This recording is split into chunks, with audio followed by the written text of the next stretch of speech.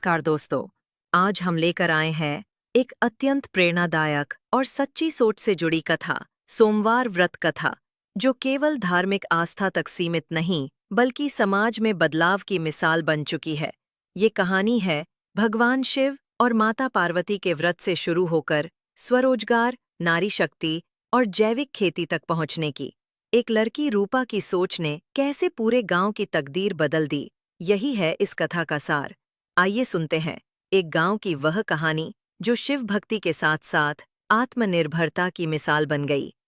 बहुत समय पहले की बात है। एक हरा भरा शांत गांव था, धर्मपुरी।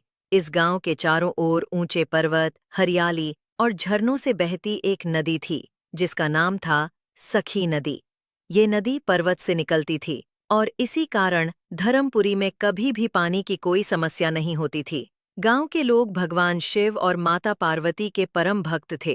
प्रत्येक सोमवार को गांव की लड़कियां मंदिर में जाकर शिव पार्वती का व्रत करती थीं। उनका विश्वास था कि इस व्रत से उन्हें एक अच्छा वर मिलेगा और गांव पर आने वाली कोई भी विपत्ति टल जाएगी। उसी दौरान एक पढ़ी लिखी और साहसी लड़की रूपा शहर से गांव आई थी। रूपा उद्यमिता और स्वरोजगार की प्रशिक्षण देती थी।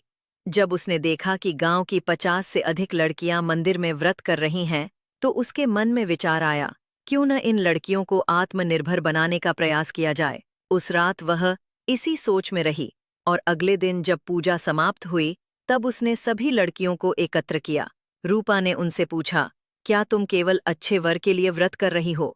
लड़कियों ने जवाब दिया, हम भी काम करना चाहती हैं, लेकिन घरवाले नौकरी नहीं करने देते।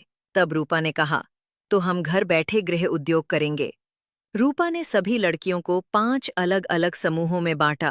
पहला समूह साबुन बनाएगा, दूसरा पापड़ और अचार का काम करेगा, तीसरा राखड़ी और हस्तकला का, चौथा फोटो फ्रेम और उपहार का और पांचवा खाने पीने की वस्तुएं बनाएगा।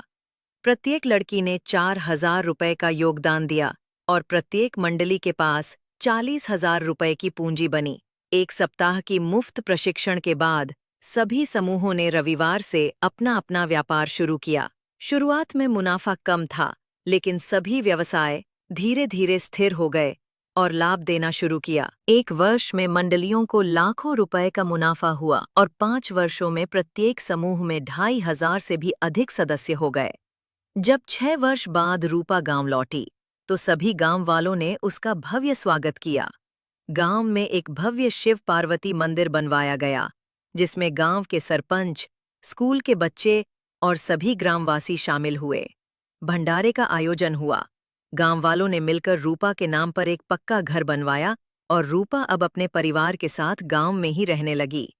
वो भी अब सोमवार का व्रत करती थी। जब रूपा गांव में रहने आई, उसी समय उसके 4 दोस्त अजय, विशाल, करण और आरती भी गांव आए। वे सभी जैविक खेती पर शोध करते थे।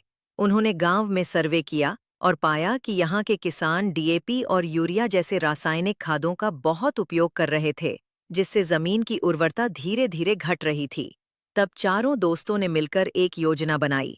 उन्होंने गांव वालों को जीवामृत बनाने की विधि बताई, जो एक जैविक खाद था, पूरी तरह से देसी सामग्री से बना हुआ।